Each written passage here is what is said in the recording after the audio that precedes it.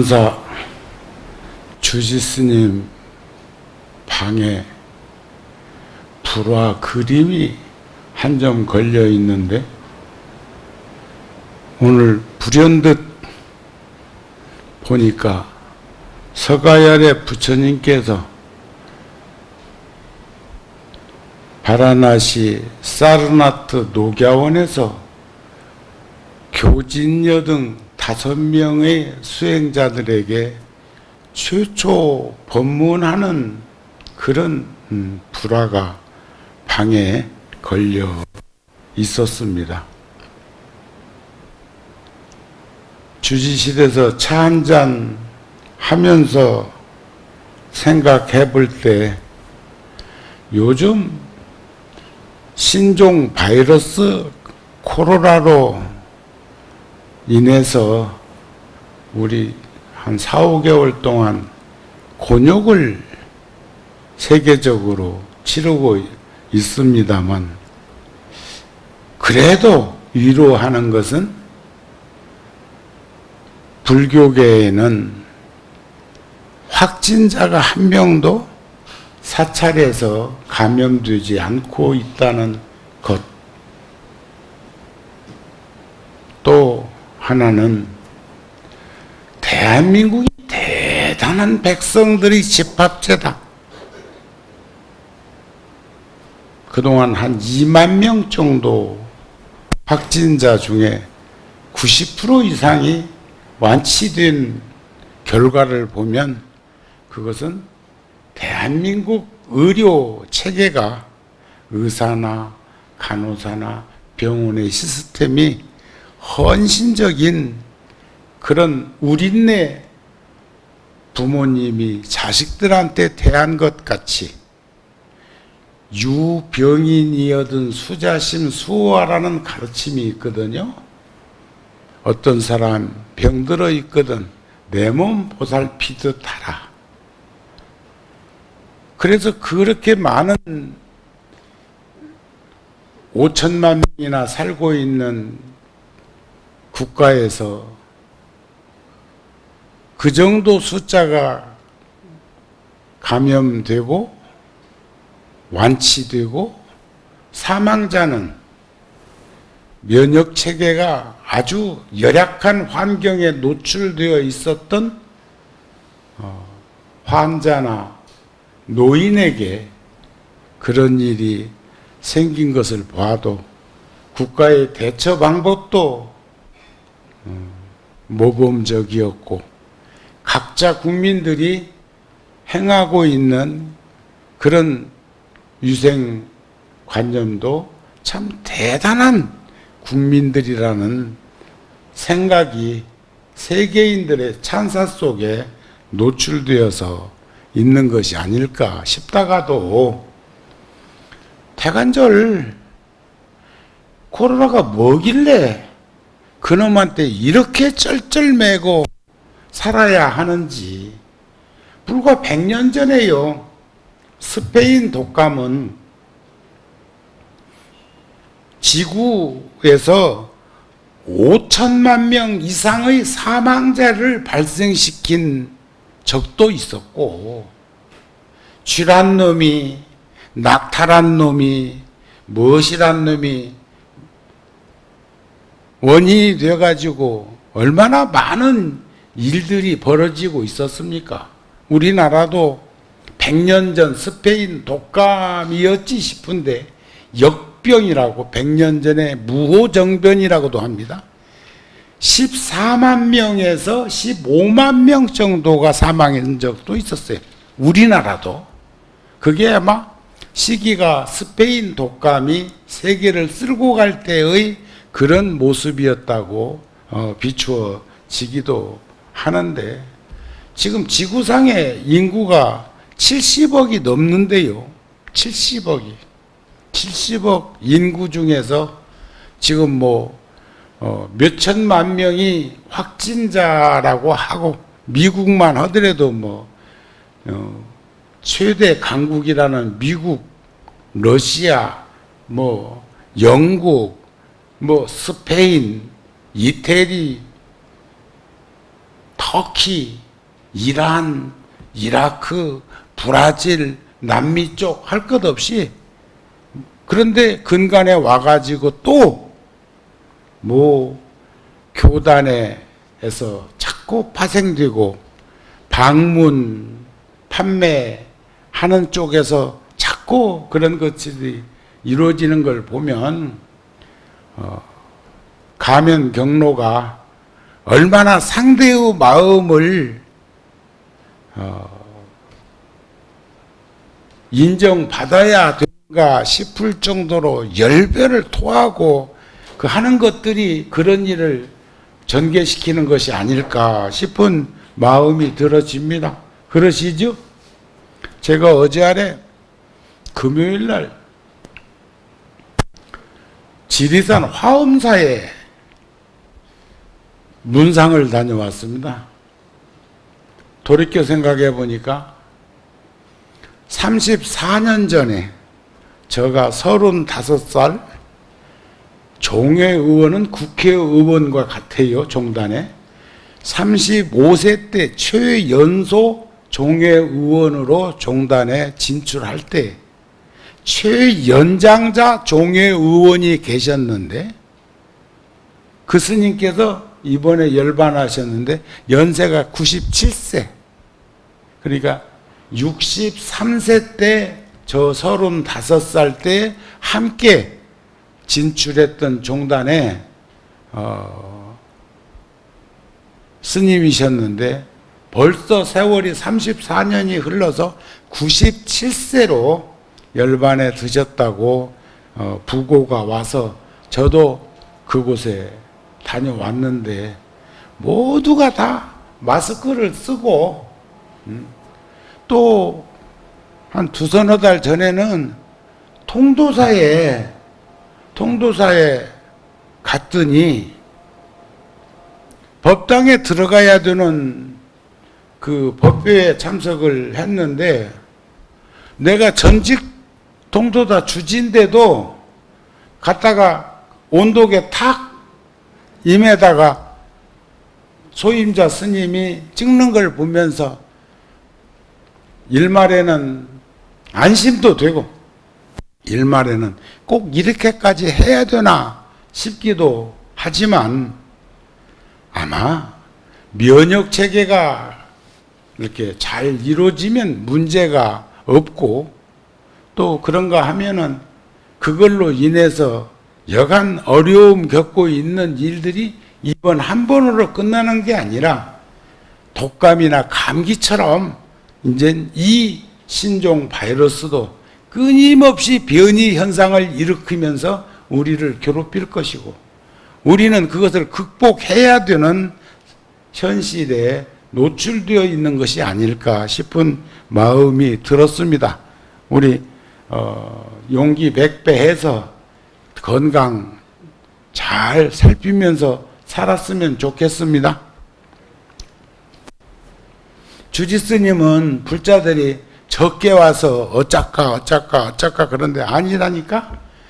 그래서 부처님께서도 5명의 제자를 찾아서 함께 정각 깨달음 안욕다라 삼약삼보리를 이루시기 전에 함께 고행자의 그런 대열에 있었던 이들이 주간그릇 얻어잡수는 걸 보고 구담 고따마 실단었다는 타락했다고 떠나버렸던 사람들에게 깨달음의 연기법을 제일 먼저 알려주기 위해서 부다가야에서 바라나시, 사르나트, 녹야원까지 걸어가셔가지고 그 첫 번째 법문을 하시기도 했고 사촌 동생인 아란 같은 경우는 부처님께서 출가하셔가지고 10년 만에 6년 동안 고행자의 길을 걸으셨고 35살에 깨달음을 이루신 후에 4년 동안 6년 동안 맺었던 인연들을 찾아서 고마움을 전하는 과정 속에서 고향 방문을 10년 만에 하신 거예요.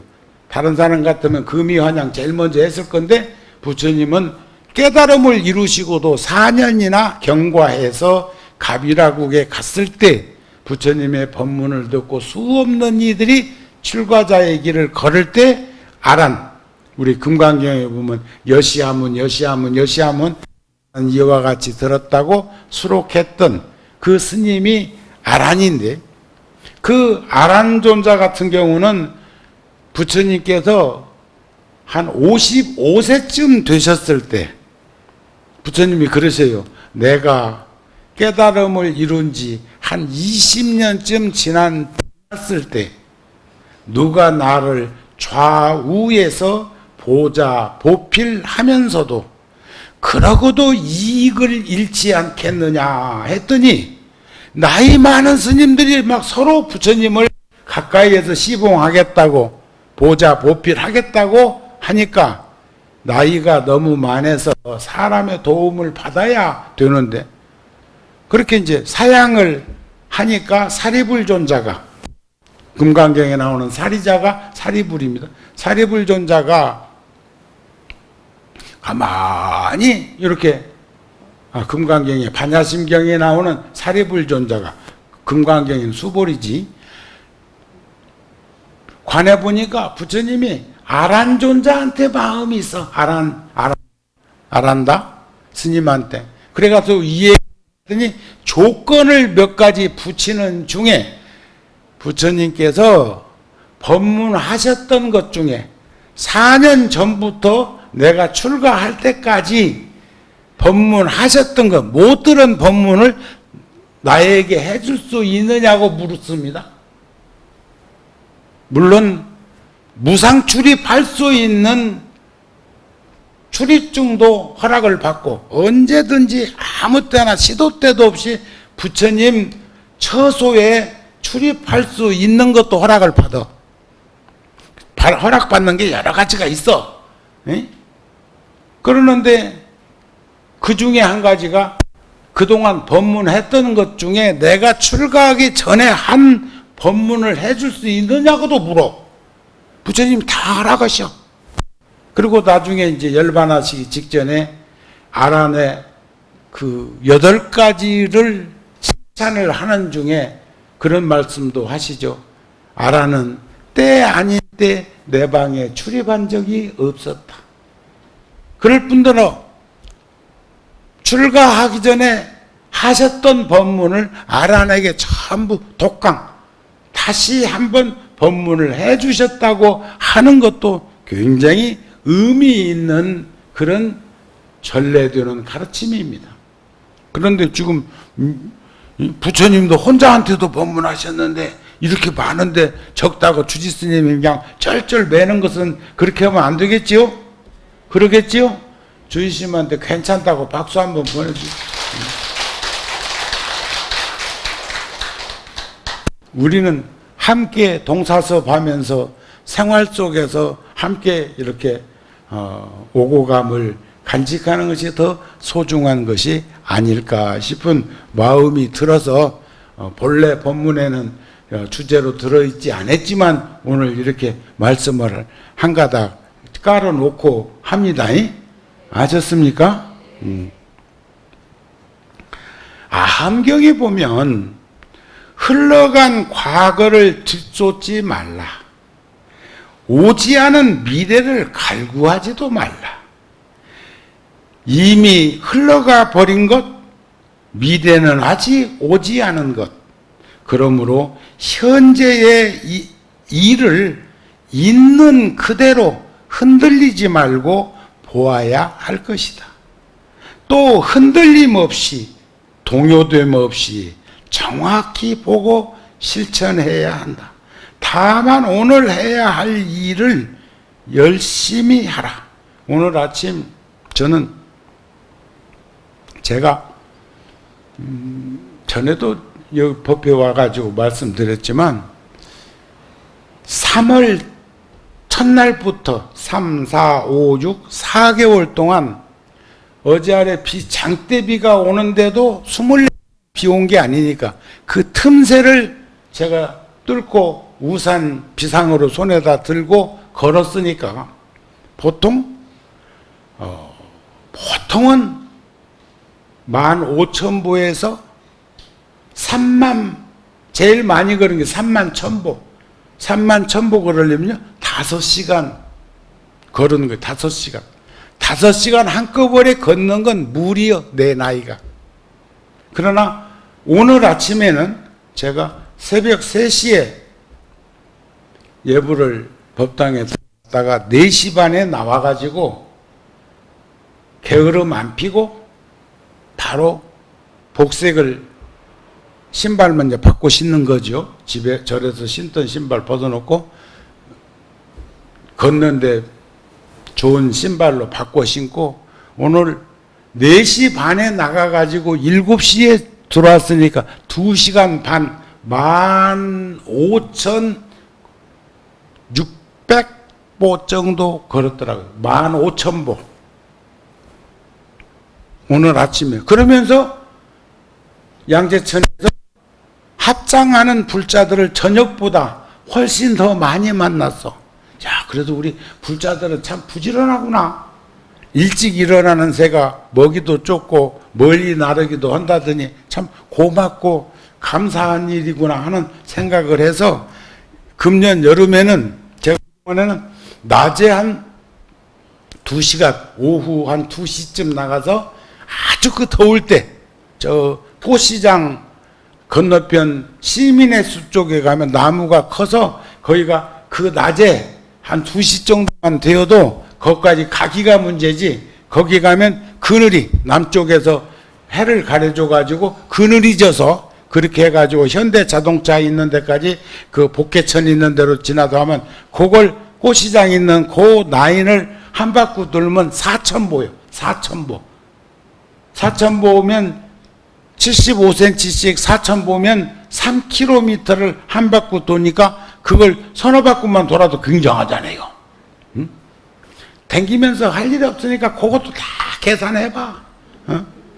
13,000보 걸면 10km, 26,000보 걸으면 20km, 한 4만 보 정도 걸면은 30km. 굉장한 거요. 계산 잘 나오죠? 여러분들 그게 뭔 말인가 잘 모르는가 봐.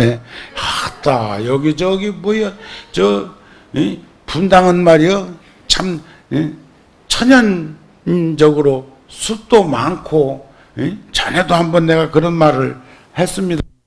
분당하고 일산하고 같은 시기에 도시가 세워졌는데, 분당에 이사 온 사람들은 이만하면 됐다 하는 마음으로 분당 왔고, 저 일산으로 이사 간 사람들은 통일만 되어라, 개덕문만 열려라, 돌진한다.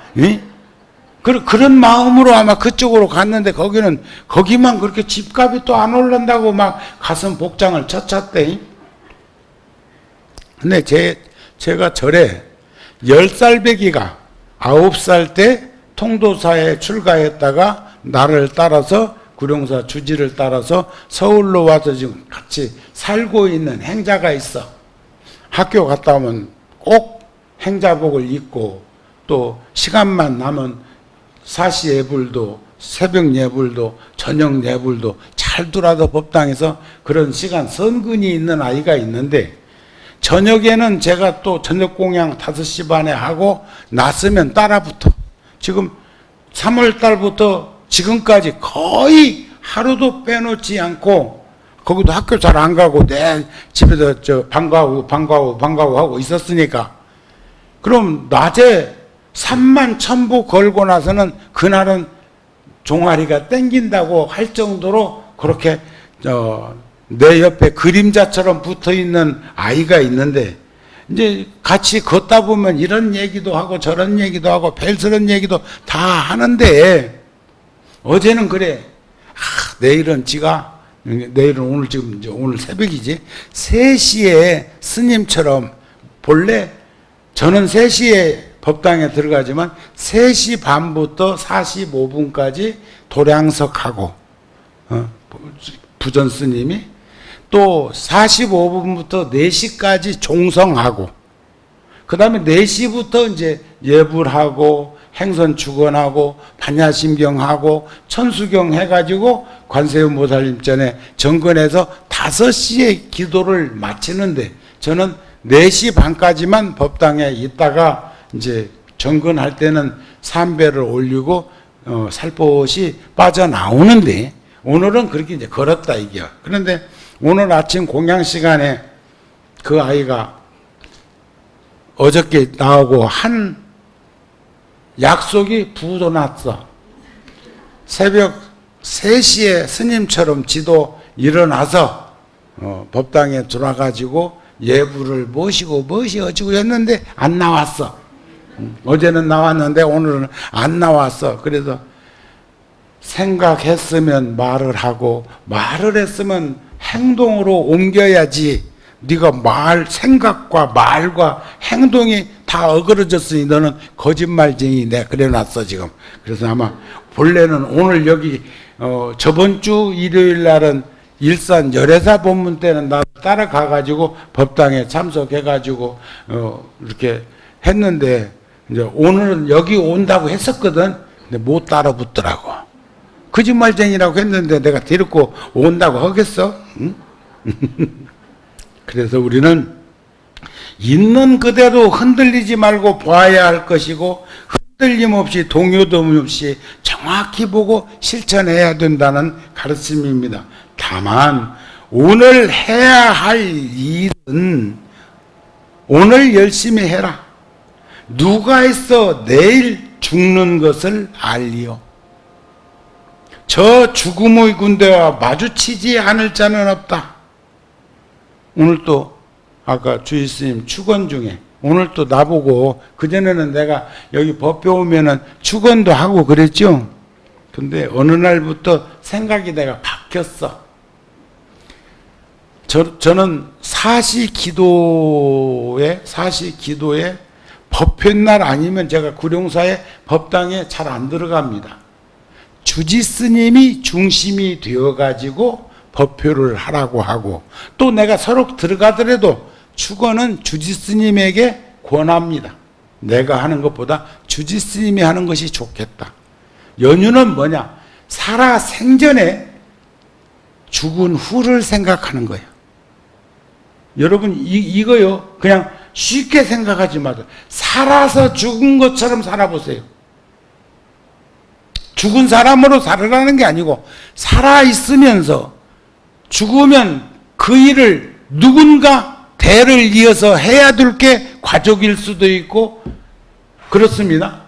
그런데 그걸 죽을 때까지 꼭 엉켜주고 벌벌벌벌벌 떨면서 살 게 아니고 살아 생전에 며느리한테, 딸한테, 아들한테, 자식들한테 이렇게 사업이라면 그것을 주었을 때 지켜보는 묘락도 있다는 거예요. 이러나 저러나 내가 죽어도 누군가 해야 할 일을 하면 살아 생전에 누군가 해야 할 일이라면 내가 나서서 하고 누구도 할 수 있는 일이라면 살아생전에 줄 수도 있는 그런 지혜로운 삶을 살았으면 좋겠다는 생각이 들어서 그 생각이 불현듯 들어서 오늘 주지스님이 나에게 나 진즉에 왔어요. 축원 스님이 해주시지요. 그래서 주지스님이 하라고 한 것은 뜻이 있었어. 연유가 있었어. 이해가 되십니까? 응? 자, 그러니까 누가 있어 내일 죽는 것을 알리오. 오늘 축원 중에 그 김상길 거사라고 스님하고 30년 넘게 구룡사 인연으로 부처님 인연으로 수미산이라는 여행사를 하면서 해외에 해야 될 국제 담당은 그가 맡아서 했는데 59이라는 나이로 심장마비로 얼마 전에 세상 떠나서 지금 5제 지났어. 5제 7월 10일 날 49제 이어서 제가 아침마다 제가 그 극락전에 법당에 내려가서 꼭 향을 저는 그 영가들이 있는 그 향로에다가 향을 하나씩 이렇게 다 기어드려. 첫째는 나의 스승이신 월화 노스님 영정 앞에 향을 사로드리고 또 인연 있는 분들한테 향을 사로드리고 49제 영정사진 모셔진 곳에 저렇게 모셔진 곳에 향을 이렇게 사로드리는데 여기서조차 그 거사의 그 인도 환생을 염원하면서 기도하고 있던 것을 보면서 가슴 벅참을 느낍니다. 우린 언젠가는 다 떠나야 됩니다. 떠나야 되는데 그렇게 있는 자리에서 매몰되어 갖고 쩔쩔맬 일이 아니고 우리가 스스럼없이 보면은 참 옷깃만 스쳐도 지중한 인연인데 하물며 부모 형제 처자간속으로 맺어진 인연을 어찌 언설로 표현할 수 있겠습니까만 우리는 그러나 항상 무소불처럼 걷고 있는 내 당당한 모습을 잃어버리지 않도록 했으면 좋겠다는 생각이 듭니다. 이와 같이 잘 깨닫는 사람은 한마음으로 게으름 없이 오늘의 일을 실천한다. 어제는 지나간 오늘이고 내일은 다가올 오늘입니다. 오늘을 열심히 살면 오늘을 열심히 산다는 것은 완전한 삶의 완성일 것입니다. 이런 마음으로 함께 했으면 좋겠다 하는 마음이 듭니다. 정우 스님은 어릴 때 꿈이 운전수였어요. 운전수. 근데 지금도 그 마음은 잘못 먹은 것이 아니라는 생각을 해. 내 몸이 자동차라면 내 마음은 나를 움직이는 운전수. 내가 머무르고 있는 종단이나 통도사나 우리 포교당에 나는 운전수가 되어서 교통사고 안 내고 또 늘상 세상을 살피면서 전후좌우 되돌아보면서 살아갈 수 있는 내가 되어야 한다는 그 마음은 내 어릴 적 꿈은 운전수였던 그 마음이 변함없이 이렇게 이어지고 있는 것이 아닐까 싶은 마음이 듭니다. 종교는 무엇보다도 진실해야 한다고 하지요. 진실이라는 말은 정직함과 성실함의 합성어입니다. 우리가 침묵은 금이라고 그러죠. 금. 그런데 러시아에서는 침묵은 진실이라고 했더라고요. 그래서 제가 침묵이 금인 것과 침묵이 진실인 것을 한번 의미 있게 조율해 봤어요. 자, 보세요. 침묵이 금이라는 말이나 침묵이 진실이라는 말은 금은 순도가 99.99%예요. 99.99%는 요것을 뒤집어서 역설적으로 얘기하면 0.01%는 나에게 이물질이 포함되어 있습니다 하는 명함을 내놓은 거예요. 자기 풍상을 드러낸 거예요. 이거 쉬운 거 아니요? 그래서 금을 우리는 순도를 쳐주는 거예요. 100% 사바세계에서 쉽지 않아.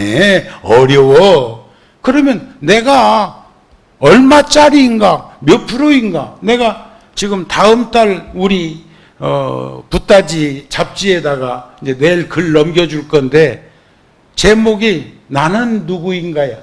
나는 누구인가? 응? 나는 누구요? 나. 그러니까 또 저기서 그럴라. 정우 스님이요? 아니 정우 스님도 그냥 이름이요. 이름. 대명사일 뿐이요. 진정한 참 주인공의 나는 누구일까? 우리 각자 나는 누구인가? 어디에도 흐트러짐 없이 흔들림 없이 동요됨 없이 살아갈 수 있는 나는 누구인가? 그래서 금이 진실한 것과 순도가 99.99%라고 한 것의 그런 것을 의미 있게 들여다보면 정직한 사람이 성실하게 살아가도록 가르친 말씀이 부처님 금구 성언이고 그 말씀에 의지한 것이 우리가 불교도다, 이런 말이야. 우리는 육체적으로는 이 세상에 태어나서부터 시시각각으로 참 묘해. 그 97살 되신 스님이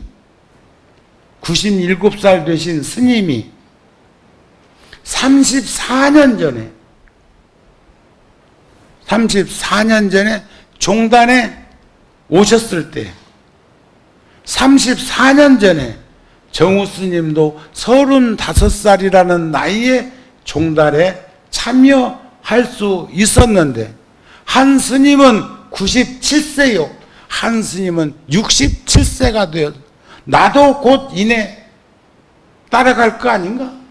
그 스님의 답이 쉽게 팜프렛이 나왔는데 거기에 보니까 내 이름도 들어있더라고. 어저께 구룡사 주지스님이 거기 이제 답이식에 참석하고, 나는 그저께 다녀오고 참석했고 오면서 그 책자를 가지고 왔는데 거기에 보니까 내 이름도 들어있어. 그래서 여기에 이름 오르기 시작하는 것 보니까 앞서거니 뒤서거니 내 차례도 올 날이 있구나 하니까 주지가 당황하더라고. 응? 구룡사 주지스님이 당황해. 자, 시시각각으로 변해가고 있는 모습은 생로병사요. 태어나서 늙고 병들고 죽는 것. 어제 아래 열애사에서 저번 주에 법문할 적에도 그런 말씀을 드려서, 유아기, 소년기, 청년기, 장년기, 노년기, 또 뭐 있을까? 황혼기는 없어? 동의 못해? 100살, 1000살 먹었어도 나는 황혼 들력은 서 있지 않겠다는 거예요. 인생이라는 게 몇 고개로 보이고 형상으로 드러나는 것은 그럴 뿐이에요. 우리는 생병사를 본다는 게 지금 유아기부터 시작해서 황혼기까지 보고 있는 것인데, 이 몸은 그래서 무상하고 괴롭고 실체가 없어. 그래서 재행이 무상하고 제법은 무아이고 일체는 개고요. 그러나 열반적정으로 통괄하는 그런 모습들을 우리는 상일성과 주제성이라고 하는 것으로, 내가 항상 일관된 성품을 지지고 내가 나를 내 마음대로 이렇게 제어할 수 있는 그러한 삶을 살아갈 수 있도록 노력하는 것이 수행이고 정진입니다 하는 거예요. 그래서 그런 것들을 들여다보게 되면 무엇을 걱정하고 무엇을 근심할 게 따로 있겠습니까? 한번 들은 다음에는 다시 물러남이 없게 불투전의 길을 걸을 수 있도록 우리 정진했으면 합니다. 그리고 하여튼 면역 체계를 강화시키자고요. 나는 나이를 이렇게 별로 실감 못 하는데 언론 방송에서는 65세를 노인으로 이 얘기를 하는데, 아니 나는 그렇게 나이가 안 먹은 줄 알았거든. 그랬더니 나는 70에 70. 응? 이제 몇 달 있으면 70이라니까. 그런데 여기도 지금 스스로 나이를 인정하시는 분 있으면 한번 고개 끄덕끄덕 해봐. 내가 한번 동의해보되 못하지? 아직도 이빨이야? 관세음보살 꿈깨. 응? 자, 본래 부처를 잊어버리면 중생이고 본래 부처를 찾으면 부처님이신데, 본래 부처를 찾고자 노력하는 것이 수행이고 정진이랍니다. 이러한 삶이 의미 있고 이러한 삶이 목적 있는 인생이 되어야 합니다. 수행하지도 않고 정진하지도 않고 우리 10살배기처럼, 스님 내일은 제가 새벽 3시에 일어나서 스님보다 먼저 법당에 와가지고 탁 예불 하고, 그러나 오늘 아침에 공수표 날렸다니까 안 나왔어. 그래도 누가 깨워줘서 나오고, 어제는 옆방에 있는 스님이, 예? 옆방에 있는 스님이 문 열고 들어가고 몸뚱아리를 일으켜 세우면서까지 예불 가라고 해가지고 이제 나온 택이 된 거예요. 그러나 속은 멀쩡해.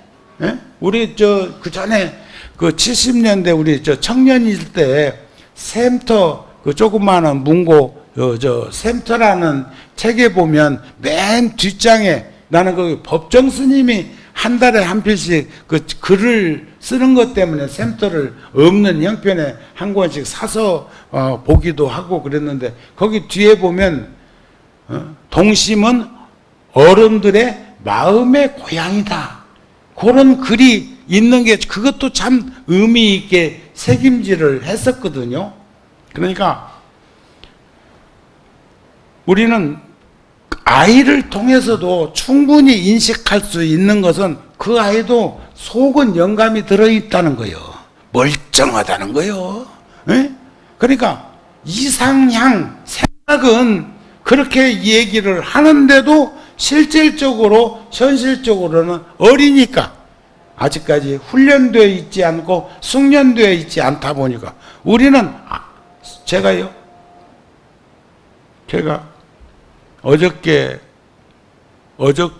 그저께는 화엄사에서 저녁에 구룡사에 도착하니까 10시 반이었어. 10시 반. 그런데 제가 짐 갖다 방에다 놓고 10시 40분에 나와가지고, 그러니까 차로 이동했으니까 에어컨도 틀어놨지 하니까 나이가 몸뚱아리가 뻣뻣해졌어.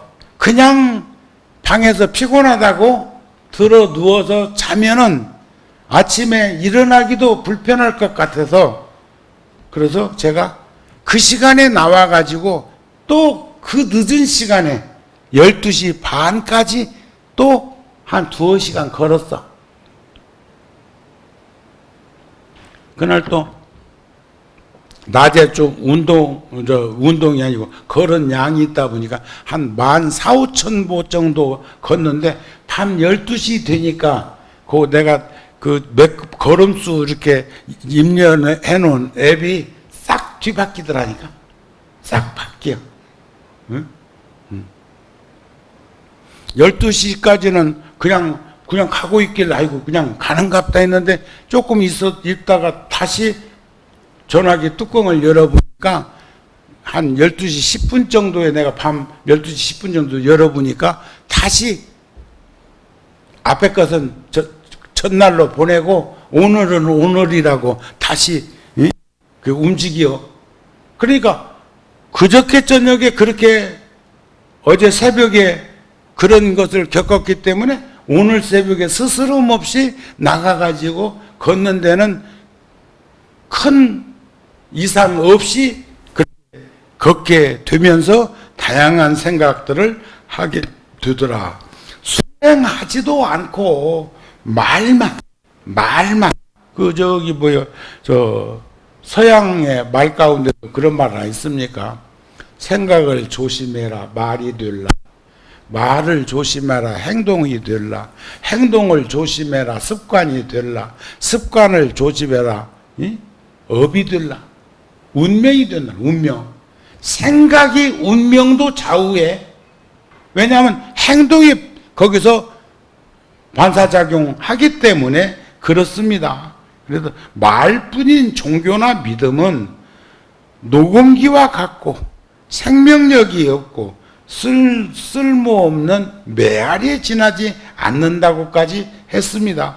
차라리 남을 해치지 말고 최대한 어려운 이웃들을 도와주는 행동을 우리는 더 큰 행복을 얻을 수 있는 분기점으로 보는 이도 있습니다. 종교를 가지는 건 선행을 잘 하기 위해서, 밥상머리에 앉는 것은 편리하게 밥을 먹기 위해서지, 밥상머리에 안 앉아도 배고플 때 김밥 한 줄 들고 먹을 수도 있고 주먹밥도 먹을 수도 있고 그래요. 먹고 나면 배부른 건 마찬가지 아니야. 어제 텔레비전 보다가 보니까 그 정동원인가 뭔가 하는 그 아이 있잖니. 그 아이가 같은 또래 내 팔자는 공부인가비 그 떨어지고 나서 놈 데리고는 이러쿵저러쿵 하는 걸 우연히 딴 방송국에서 나와서 보는데 둘이 라면 끓여 먹는 대목이 나오더라고요. 라면 그 나이에 라면 요즘 그런데 그 사람들 말 속에도 참 의미 있는 이야기들이 들어있는 걸 보면 우리들이 관찰해 보면요. 구룡사 같은 경우는 그렇게 코로나로 어려움을 겪고 차단하고 뭐 했어도 구룡사 앞에 있는 어린이 놀이터는 인산이네요. 참 이런 말하기 그렇지만은 건너편에 바로 길 하나 건너편에는 성당이 있거든. 성당. 근데 아이들이 거기서 그렇게 막 수십 명씩 놀다가도 나 거기 출입하는 아들은 못 봤어. 전부 마당으로 와서 구룡사 건물로 들어와서 화장실도 저지 화장실 쓰듯이 하고 물도 시원한 물 따뜻한 물 다 정수기에서 나오는 그 물 스스럼 없이 먹고 또 언제부터인가 눈여겨보면 내가 마당에 잘 있으니까 그러다 보면 이 아이들이 합장하고 인사한다. 그러면 구룡사도 한 120명 정도, 여기 장안사도 유치원이 구룡사보다 더 커. 저희 구룡사 쪽에서 지금 운영하고 있는 유치원 어린이집의 원아들이 한 1,700명 정도 됩니다. 여기 장안사가 몇 명? 140명? 그 구룡사보다 더 커, 여기가. 그전에는 한 200명 됐는데 자꾸 숫자를 줄이게 만들더라고요. 줄이게. 그러다 보면 이제 국가에서 저 유치원도 사가야 돼. 이제 우리는 별 의미를 못 느껴? 거기다 대고 뭐 기사들도 뭐 저 일요일 날도 저 차 한 번 안 태워준다며? 나 그 얘기 오늘 들었으니까 그것도 한번 뭔가 의미를 다시 부여하는 해결점을 찾아보려고 합니다. 네, 지금 뭔 얘기에다가 거기까지 또 응? 뭐다가?